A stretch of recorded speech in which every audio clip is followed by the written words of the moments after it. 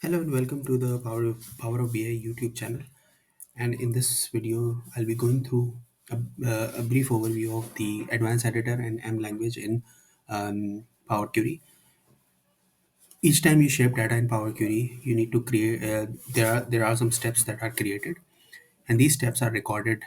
Maybe you're changing the data type. Maybe you're adding or modifying some sort of data. You're replacing some values.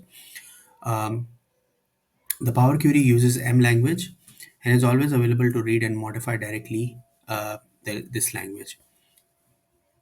It's not necessary in Power BI to go through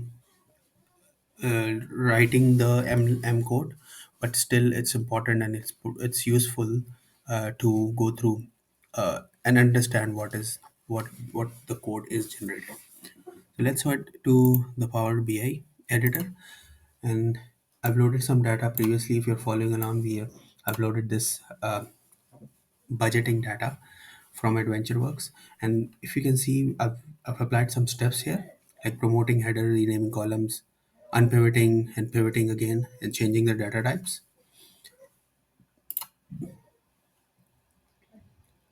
In the home tab, in the query, under the query section, there is an advanced editor. Once you click on this one, it opens up the advanced editor, and this is the step-by-step M code that specifies all the changes one by one.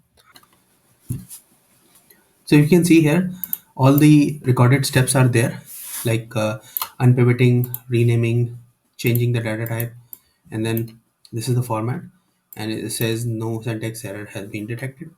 So if you want to learn Power M code, I will be uploading some videos related to specific functions of M code that we can specify that you can learn, and then it mostly it is just required to troubleshoot and just to uncomment, comment, or make changes in the in the Power Query.